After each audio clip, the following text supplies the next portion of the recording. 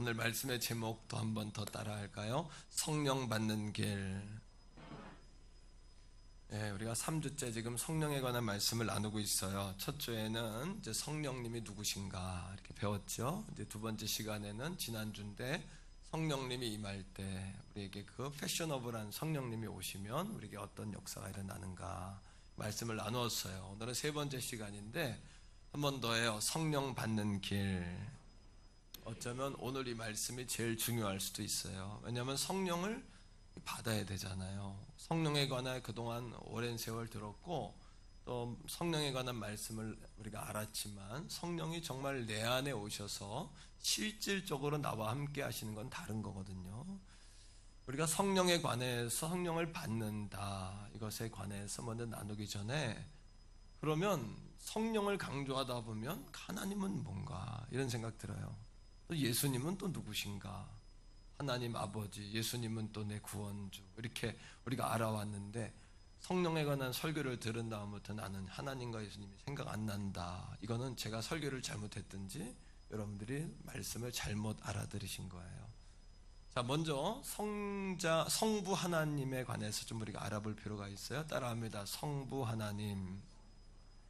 성부 하나님은 이 땅을 창조하셨어요. 그리고 이 땅을 통치하고 다스리십니다.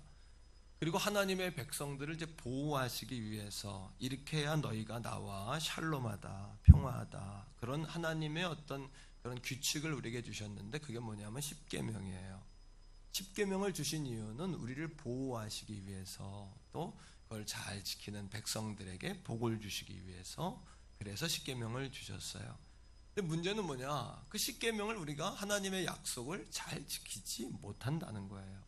왜 그렇죠? 우리 안에 죄악성이 있기 때문에 그렇죠. 그렇죠? 타락성, 죄악성, 우리의 원죄, 오리지널 이제 신이 있기 때문에 그래요.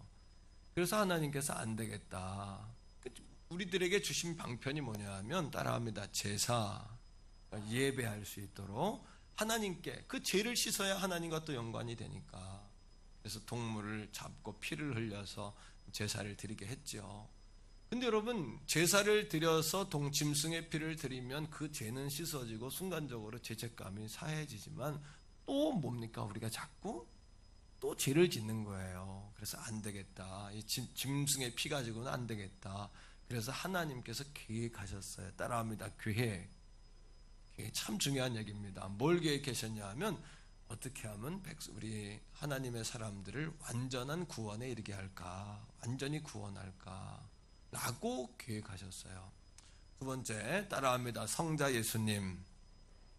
성자 예수님은 하나님의 그 계획을 받들어서 십자가에서 하나님의 계획을 성취하셨어요.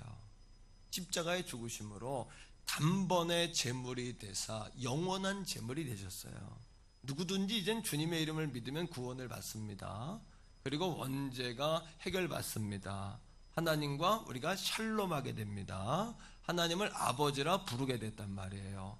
그리고 부활하셔서 성자 예수님이 하신 일은 승리하셨어요.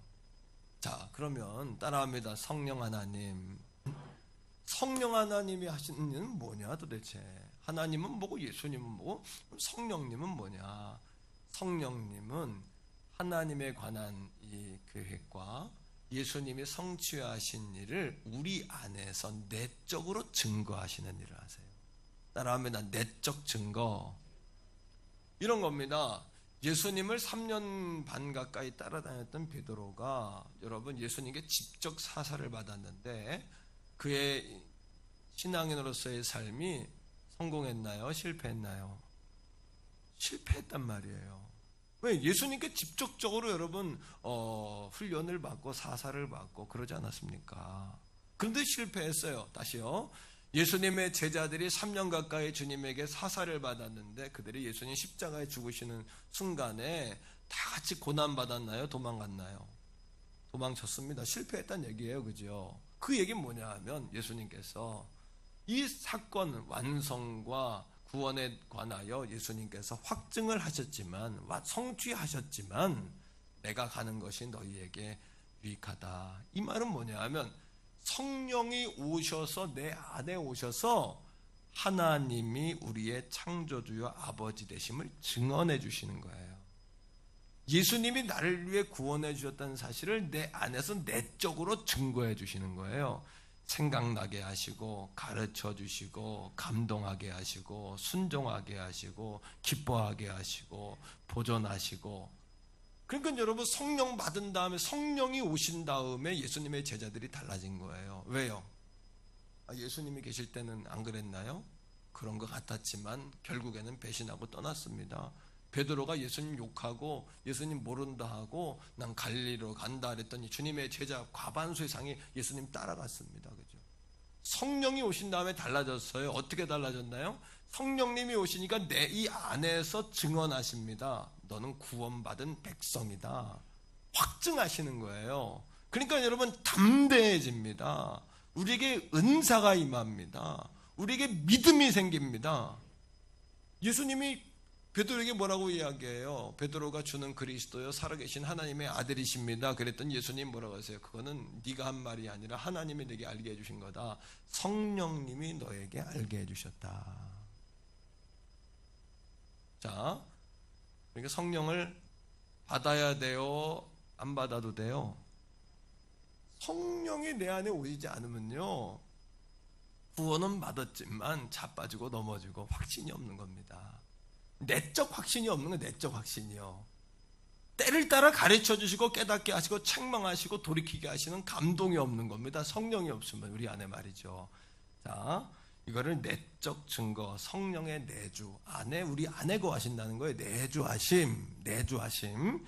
자, 제임스 패커라는 목사님이 성령을 아는 지식에서 성령님이 우리 안에서 행하시는 일을 5가지로 이야기하셨어요. 너무도 중요한 이야기인데 잘 들어보세요. 첫째, 성령은 지금도 우리 안에서 그리스도에 대하여 계시하세요. 성령님이 하시는 일은 네 안에서 예수님에 대해서 계속해서 말씀하시는 일을 하시는 거예요. 두 번째, 성령님은 우리가 그리스도를 받아들이고 반응할 수 있도록 사랑하는 마음을 비추어 주신다. 성령님은 자기 자랑하는 분이 아니라 예수 그리스도를 우리에게 보여주시는 분이에요. 세 번째, 그리스도를 믿어 세례를 받고 우리가 그리스도와 한 몸됨을 알게 하신다. 성령이 우리 안에서 하시는 일입니다. 성령이. 네 번째, 하늘의 기쁨, 천국의 기쁨을 미리 맛보게 하시고 그리스도의 성품을 닮아 변화되게 하신다. 성령은 지식이 아니라 경험이에요. 체험되셔야 돼요. 5번째, 성령은 오늘도 성도들을 섬김에 합당한 사람으로 만들어주고 영적 은사를 주셔서, 영적 은사를 주세요. 그래서 직접 우리가 섬기며 살게 하신다. 너무도 중요한 얘기입니다. 우리가 성령을 이야기할 때 우리가 그리스도를 잊어버릴 수가 있어요. 자, 성령과 그리스도를 균형 있게 바라볼 수 있는 관점, 이 관점을 열어주는 아주 중요한 정의가 있는데, 제가 요즘에 이 정의에 사랑에 빠져 있어요. 찰스 스펄전 목사님이 하신 이야기인데, 자, 한번 따라해 보세요. 그리스도를 바라보니 비둘기가 날아오고, 비둘기를 바라보니 그리스도가 떠나시더라. 이게 무슨 얘기입니까? 우리가 성령의 역사만을 바라면, 그리스도를 바라보면 성령의 역사가 일어나요. 그런데 성령의 역사만을 우리가 바라면요, 그리스도신 예수님이 떠나신다는 얘기예요. 중요한 건 이겁니다. 그리스도로 연결되지 않는 확신과 체험은요, 그리스도의 영에서 나왔다고 생각해서는 안 된다라는 거예요. 한 번 더 이야기할게요. 그리스도와 연결되지 않는 체험과 확신은 예수 그리스도의 영으로부터 나오지 않았다는 거예요. 오늘도 성령이 하시는 일은 자기를 드러내는 게 아니라 성령님조차도 감추세요. 그리고 예수 그리스도를 드러나게 하세요. 할렐루야. 이게 성령의 역사예요. 성령이 하시는 일이에요. 그 성령이 내주하셔야 하나님이 믿어져요. 성령이 내주하셔야 예수의 구원을 확증하세요. 구원을 우리 안에서 이루어 가세요. 성령을 덧입어야 담대해지고 성령이 우리를 그렇게 이끌어 가시기 때문에 받아도 되고 안 받아도 되고가 아니라 성령님은 여러분 하나님 예수님 세 번째 꼴찌 하나님이 아니라 성부 하나님은 창조와 계획을 하시고 성자 예수님은 그걸 성취하시고 성령 하나님은 그걸 이루어 가시는 거예요. 그런데 이 세 위치에서 일하는 세 분이 하나님이심을 삼위일체 하나님이심을 깨닫게 되기를 축복합니다. 너무도 중요합니다. 이건 굉장히 좀 어떻게 보면 신학적인 얘기일 수도 있는데 이게 왜 중요하냐? 이런 분명한 성경과 하나님에 대한 이러한 기준이 관점이 열리지가 않으면 신앙이 여러분 흐트러지고 날라리 신앙이 되는 거예요. 날라리 신앙. 뭔 얘기인지 알죠? 방방에 날러만 다니는 거예요, 신앙이요. 자, 첫 번째로 우리가 어떻게 성령을 얻는 길. 첫 번째입니다. 따라합니다. 약속을 믿고 기다리자. 하나님의 말씀에는 두 가지의 패턴이 있습니다. 하나는 약속이라는 패턴이 있고 두 번째는 맹세라는 패턴이 있어요. 약속은 뭐냐? 만일 뭐뭐하면 뭐뭐하겠다 이거예요. 맹세는 뭐냐? 무조건이에요. 무조건. 난 무조건 하겠다 이런 겁니다. 자, 여호수아가 가나안 땅에 들어갔어요. 여러분 분별해 보세요. 분간해 보세요. 여호수아가 가나안 땅에 들어갔는데 하나님께서 모세가 떠난 다음에 여호수아가 흔들흔들 하잖아요. 그죠? 그러니까 여호수아에게 뭐라 그러냐면 여호수아야 내가 두려워하지 마라. 내가 너와 함께한다. 놀라지 마라. 담대해라. 지극히 담대해라. 내가 너와 함께하마. 맹세입니까? 약속입니까? 맹세입니다. 맹세. 조건이 없어요. 왜? 너는 내 자식이니까 내가 너와 함께한다는 거예요. 아버지와 자식 간에는 아버지와 자녀 간에는 여러분 아버지인 것과 자식인 것은 맹세예요. 그냥 이건 확신이에요. 확신 그냥. 아멘이세요? 히브리서 6장 13절 14 15절에 보면 하나님이 우리 자녀들에게 뭐라고 그러시냐면 나보다 큰 자가 없기에 내가 내 이름을 걸고 너희와 약속이 아니라 맹세한다. 내 이름을 걸고 맹세한다라는 단어를 성경에 직접 쓰셨어요. 하나님께서요. 뭐라고 하셨냐 하면 내 백성들인 너희를 내가 반드시 약속이 아니에요. 이건요. 반드시 복주고 복주며 번성케 하고 번성케 하리라. 할렐루야. 맹세하셨어요. 그러니까 복음 받아도 되고 못 받아도 되는 게 아니라 하나님의 자식들을 반드시 복주게 만드는 것이 하나님의 계획이에요. 그러니까 이 복을 주시기 위해서 낮추기도 하고 시험도 주고 광야길도 가게 하는 거예요. 반드시 뜯어 고쳐서라도 하나님 자식이기 때문에 하나님께서 그러한 인생으로 만들어 가시는 줄로 믿습니다, 여러분. 그런 인생으로 만들어 가시는 거예요. 자, 또 한 가지. 자, 그럼 성령은 뭐냐? 자, 사도행전 1장 4절이에요. 말씀을 통해 봅니다. 사도행전 1장 4절.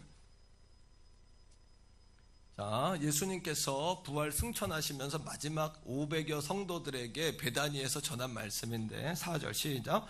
사도와 함께 모이사 그들에게 분부하여 이르시되 예루살렘을 떠나지 말고 내게서 들은 바 아버지께서 약속하신 것을 기다리라. 5절이에요. 시작. 요한은 물로 세례를 베풀었으나 너희는 몇 날이 못되어 성령으로 세례를 받으리라 하셨느니라. 이건 약속일까요? 맹세일까요? 약속. 왜요? 만일 뭐뭐하면 500여 성도들에게 뭐라 그랬냐 하면 내가 하나님 나라로 간다. 하지만 너희에게 성령을 보내주실 거야. 약속한 것을 떠나지 말고 기다려라. 그럼 몇 날이 못 돼요. 성령으로 너희가 세례를 받으리라 했어요. 그런데 여러분 500명 가운데 몇 사람만 성령을 받았어요?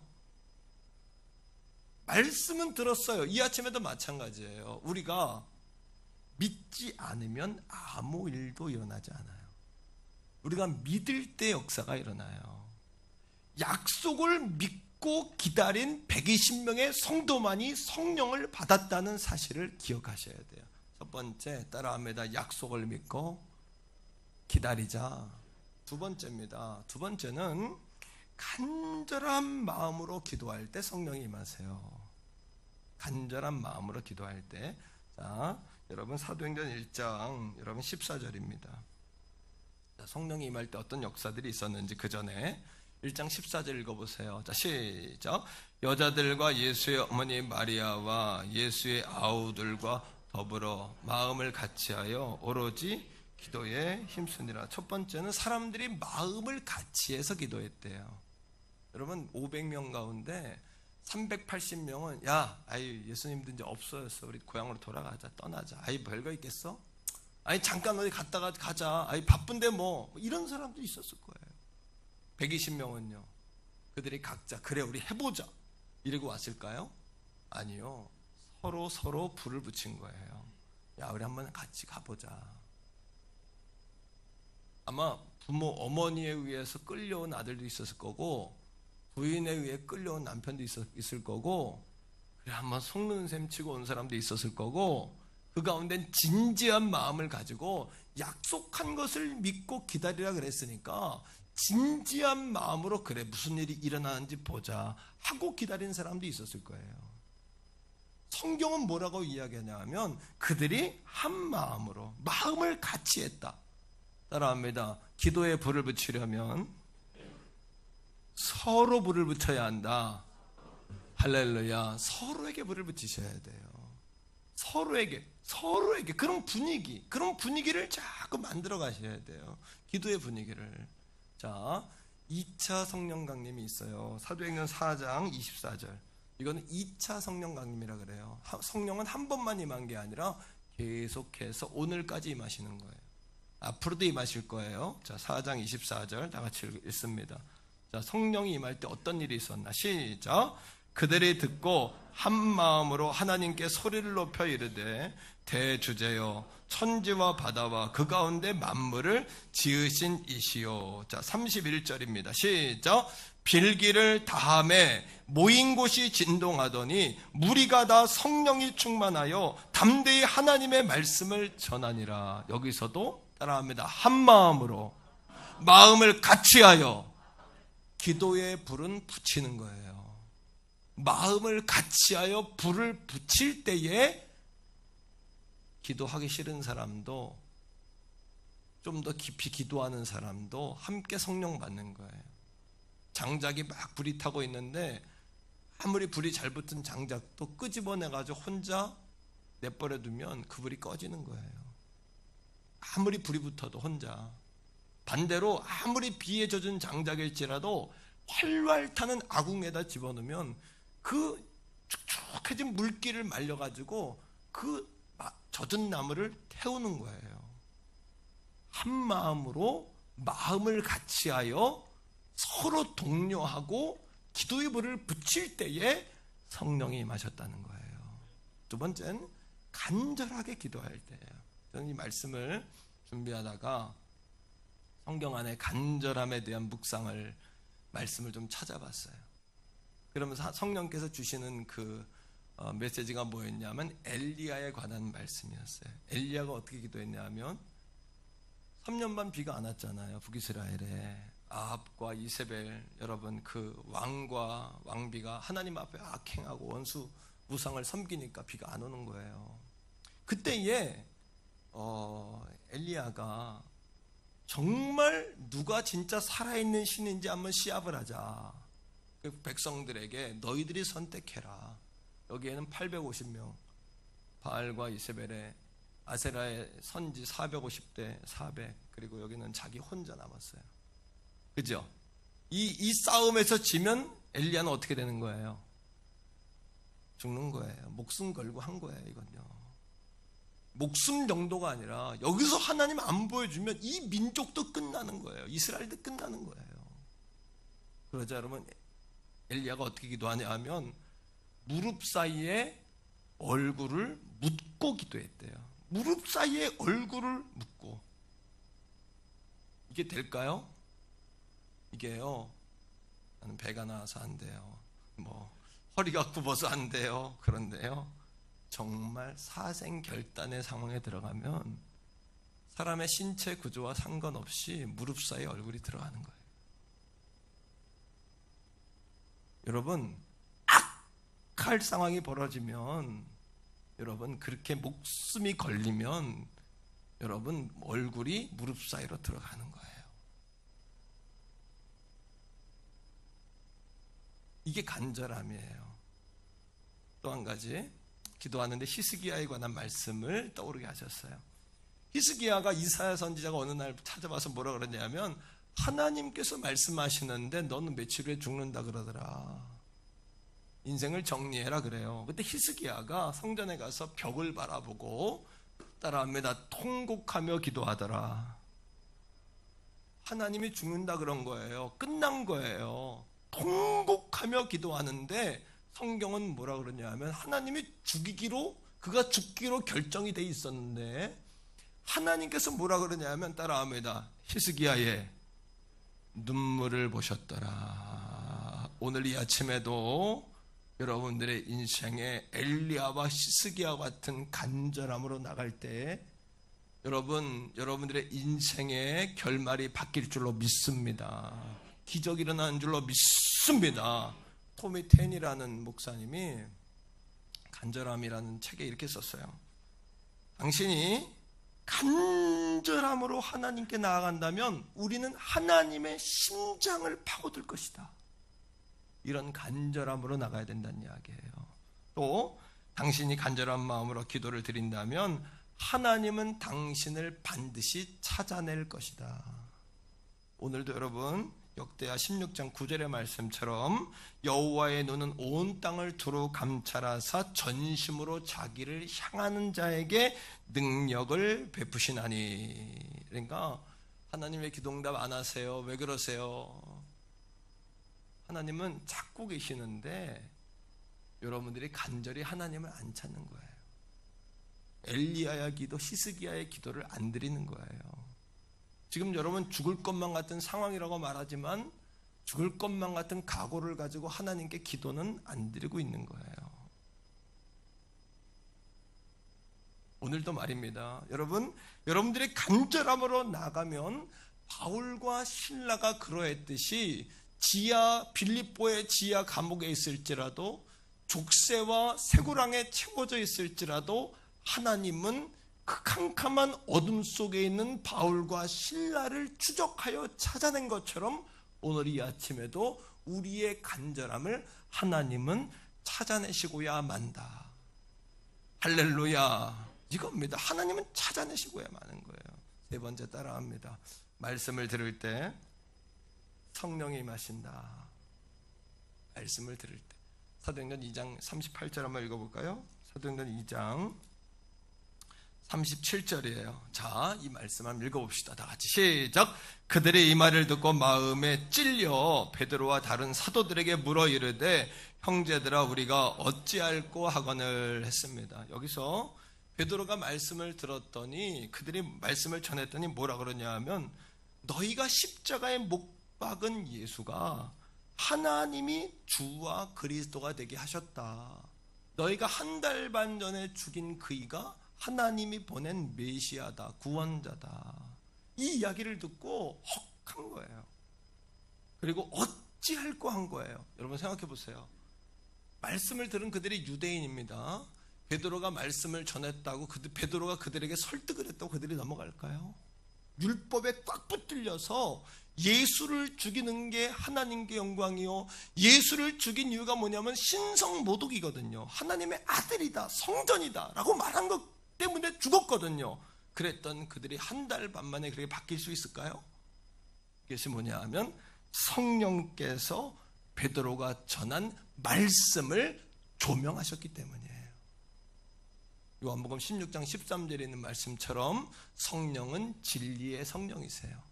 그래서 따라합니다. 성령은 말씀을 조명하고, 말씀은 예수 그리스도를 드러내고, 예수 그리스도는 우리를 하나님께로 인도한다. 할렐루야.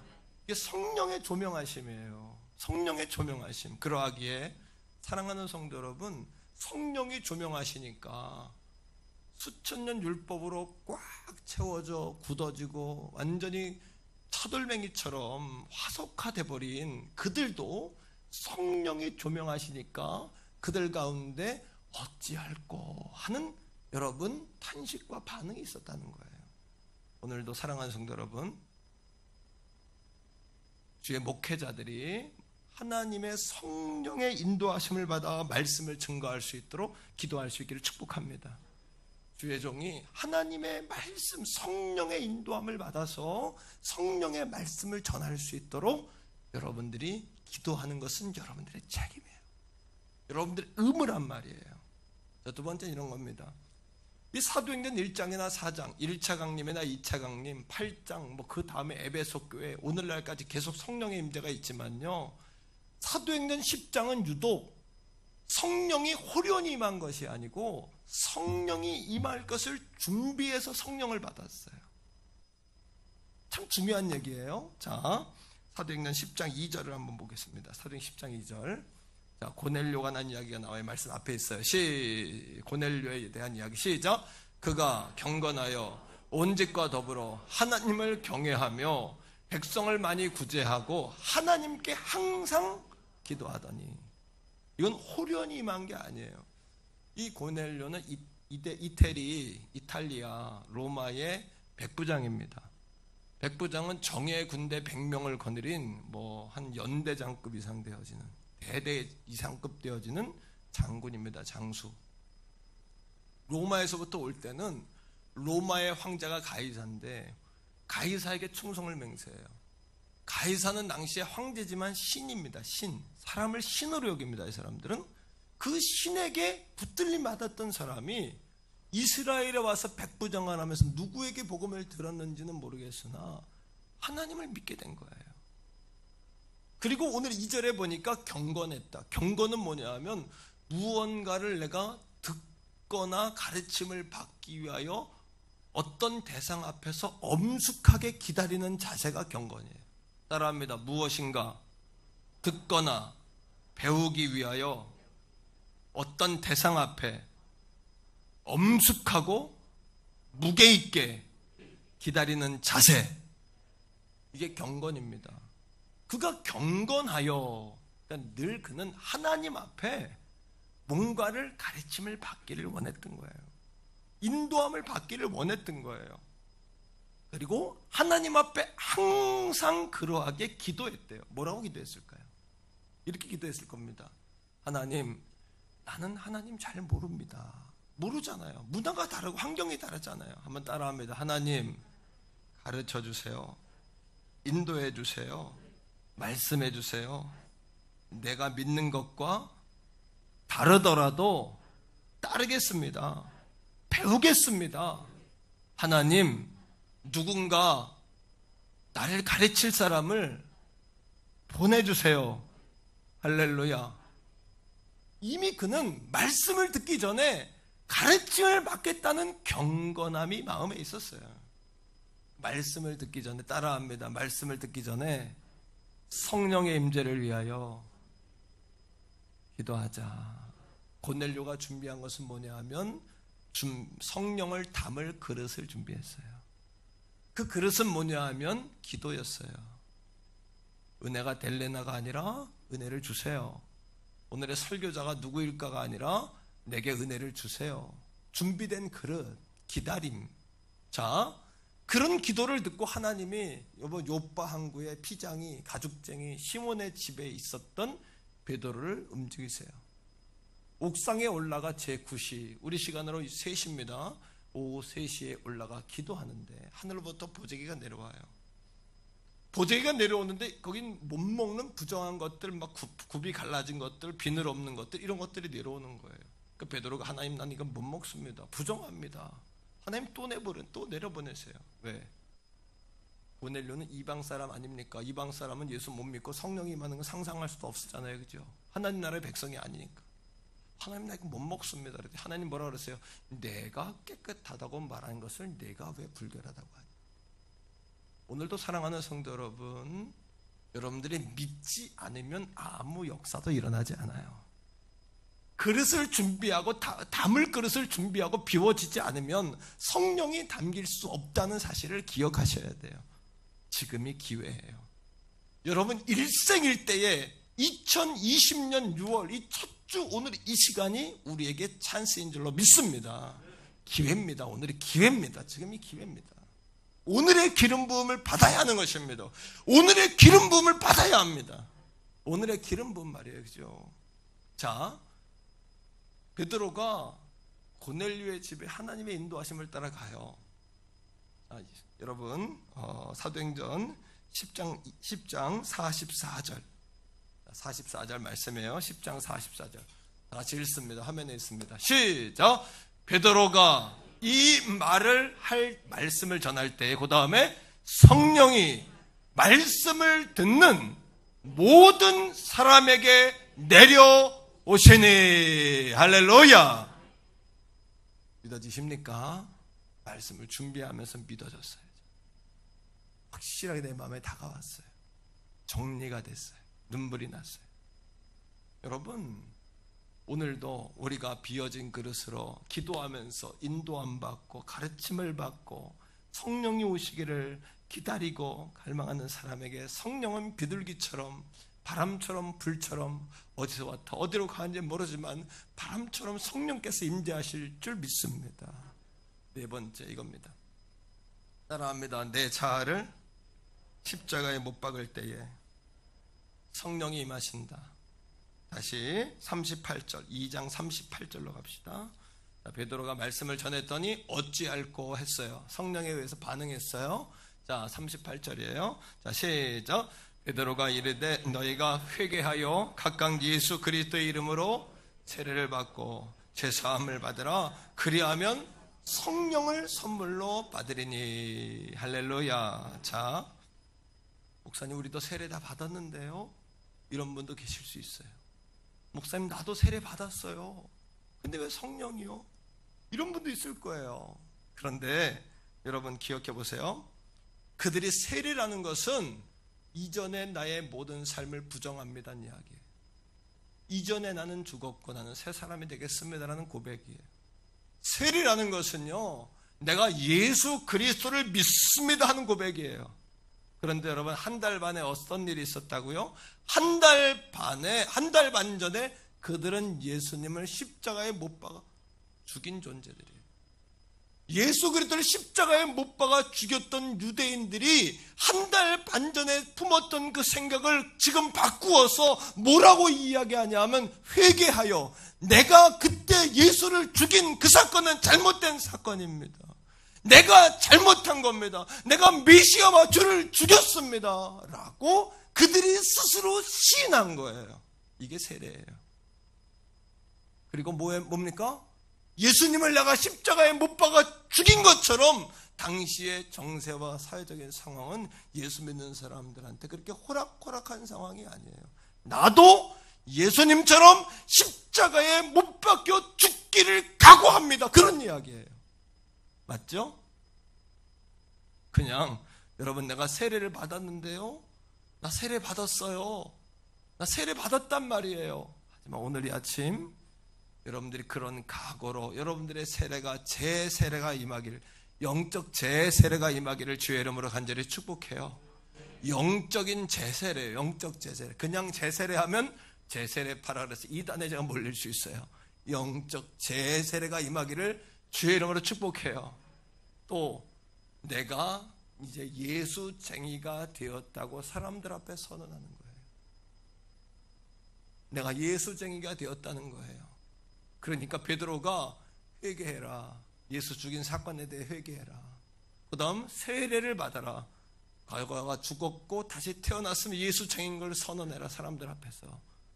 그 다음에 네가 죽을 수도 있다는 걸 알고 있어라. 그리고 뭐라고 이야기합니까? 제사함을 받아라. 그리고 이게 제사함이에요.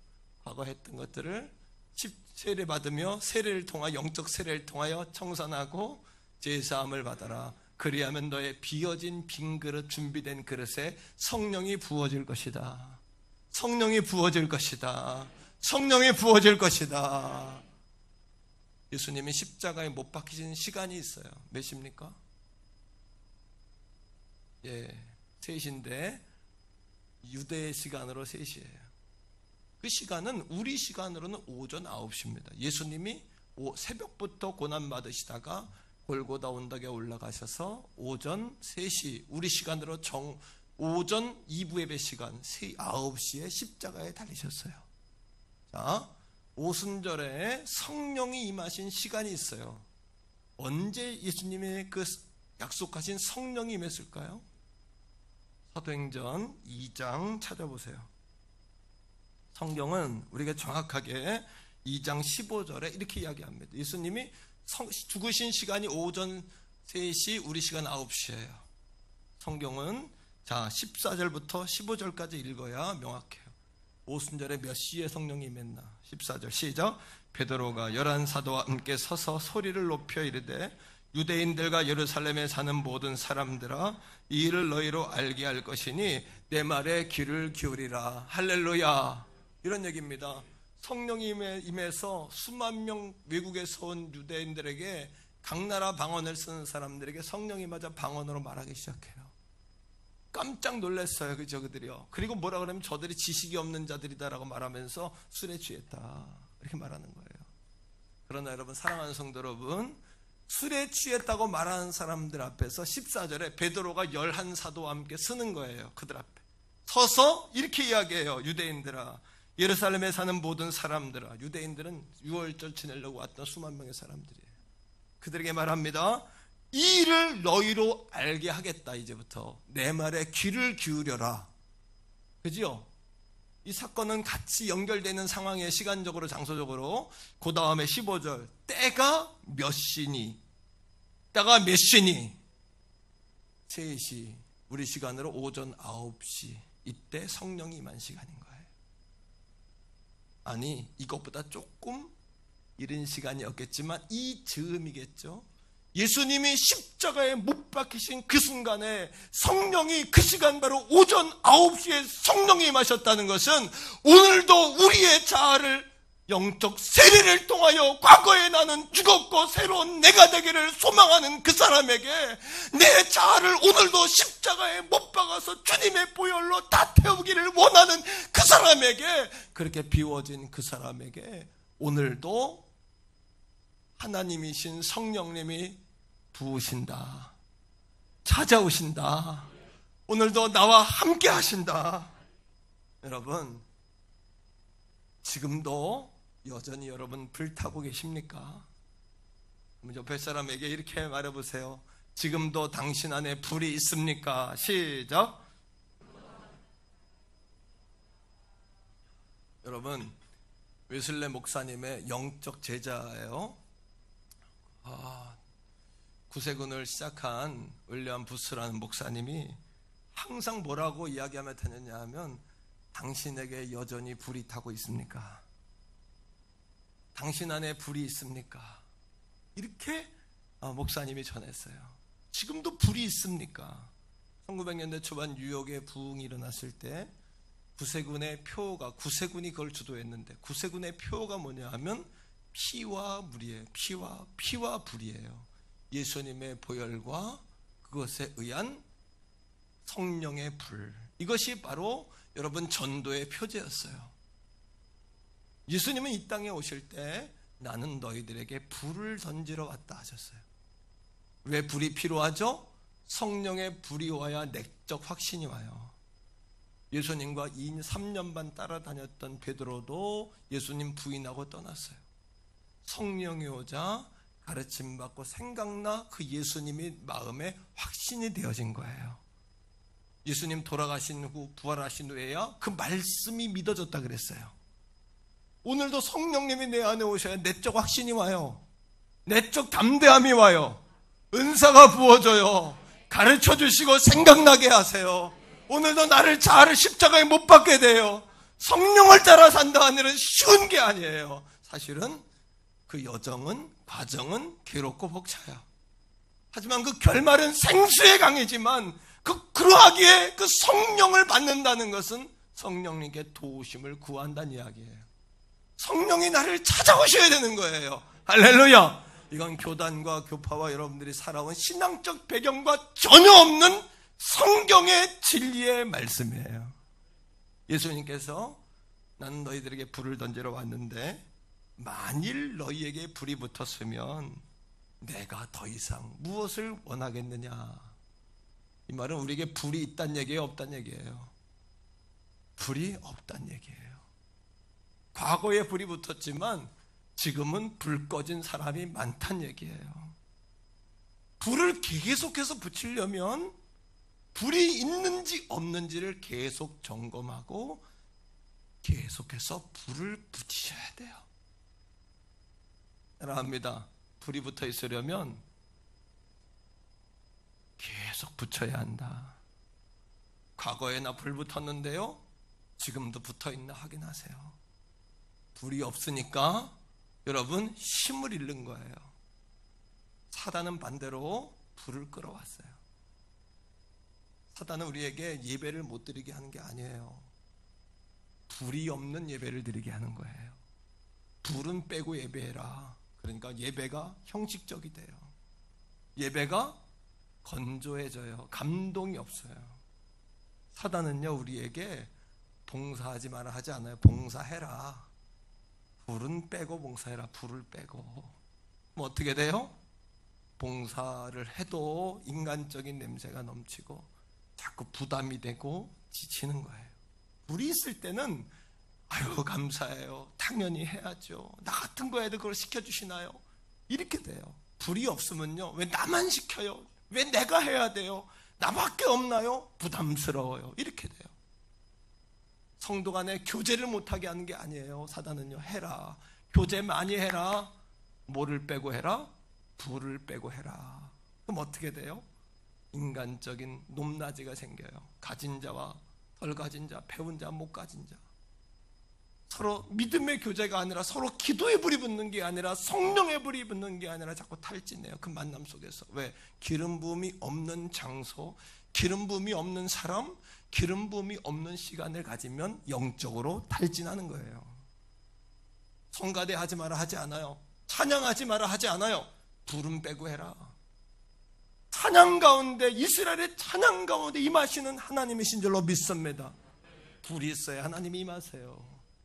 그렇게 불이 있는 찬양을 드릴 때에 다윗의 찬양 가운데 사울이 들렸던 귀신, 악한 영이 떠나갔어요.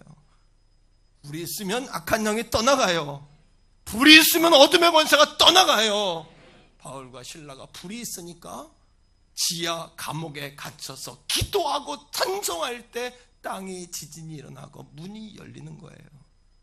예수님 우리에게 불을 던지러 왔는데 우리에게 불이 꺼진 거예요. 불을 붙여야 돼요.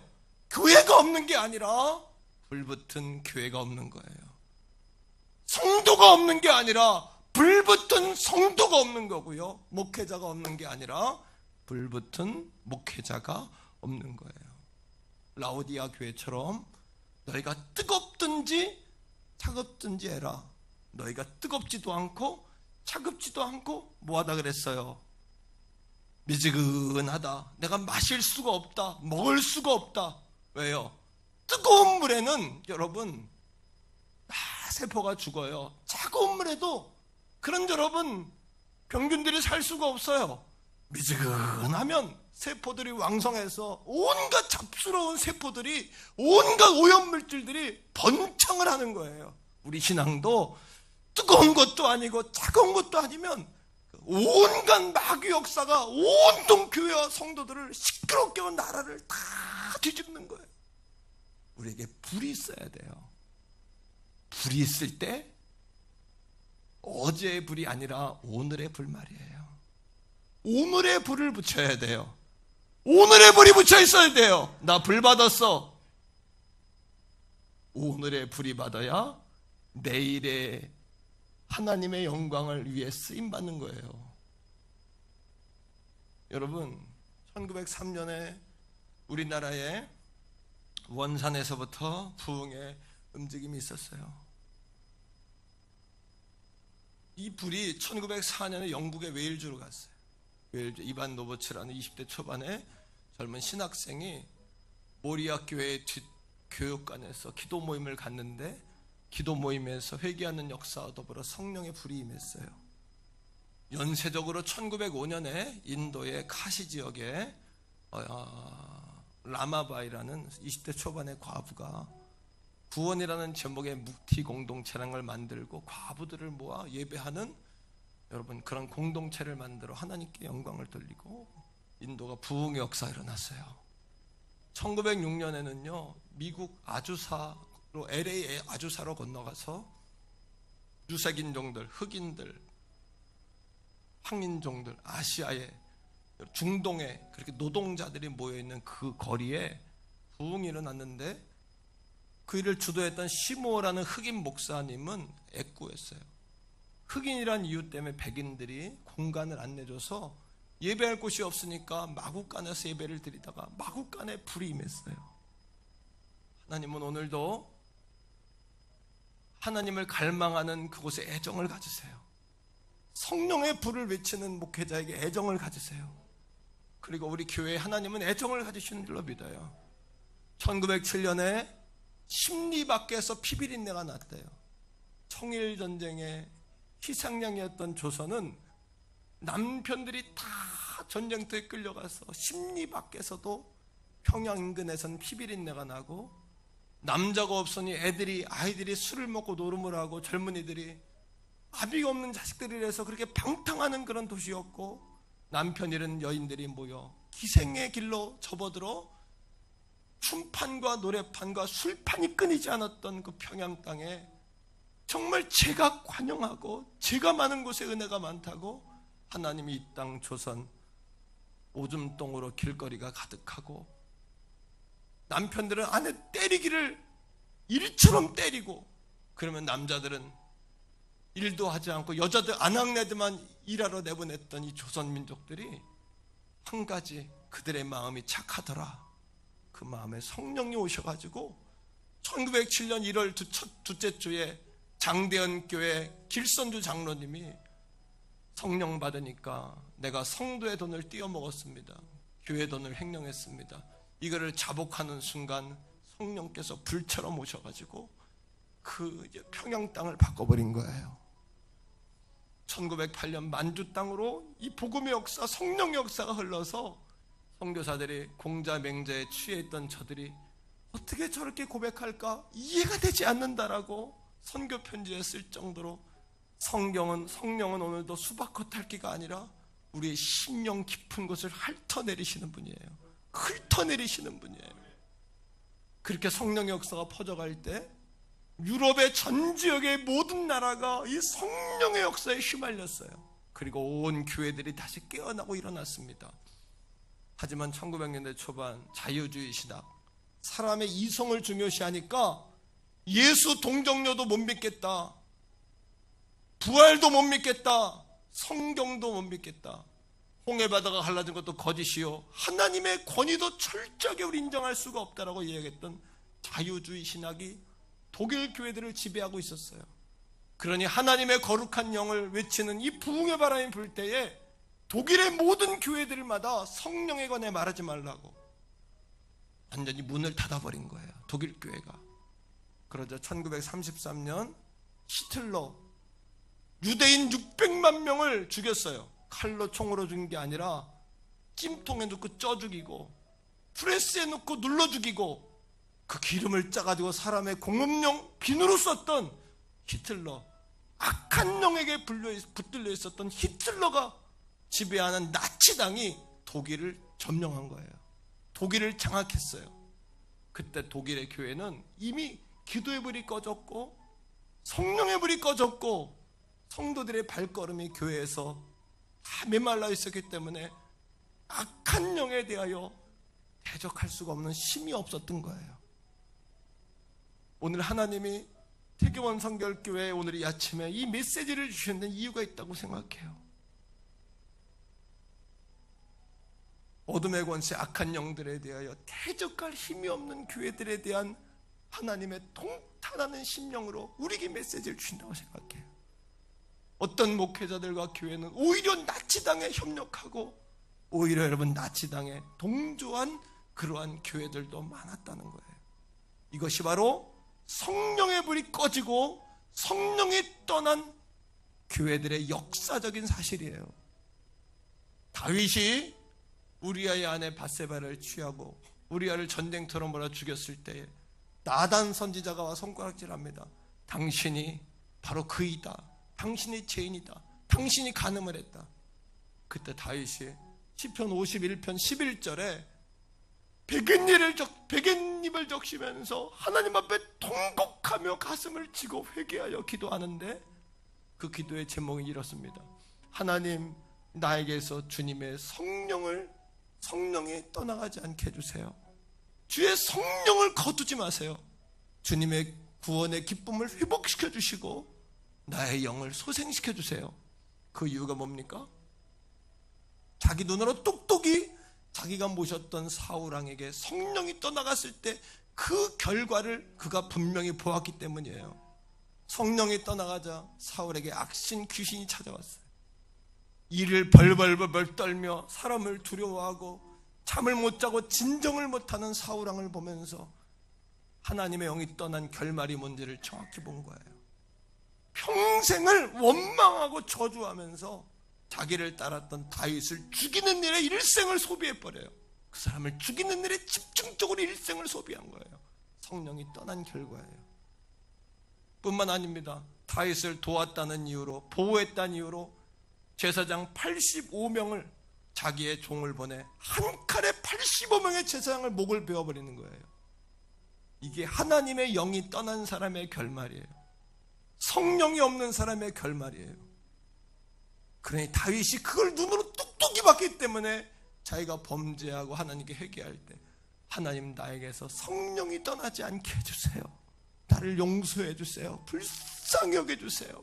나를 붙잡아 주세요 라고 기도했던 거예요. 오늘 이 아침 우리의 기도가 무엇이 되어야 할까요? 주님, 내게서 성령이 떠나가지 않게 해주세요. 성령의 불을 주세요. 오늘의 성령, 오늘의 기름 부으심으로 살게 해주세요. 우리 교회에 그 성령의 기름 부음을 주세요. 성령의 불을 붙이는 사람이 되게 해주세요. 할렐루야, 할렐루야.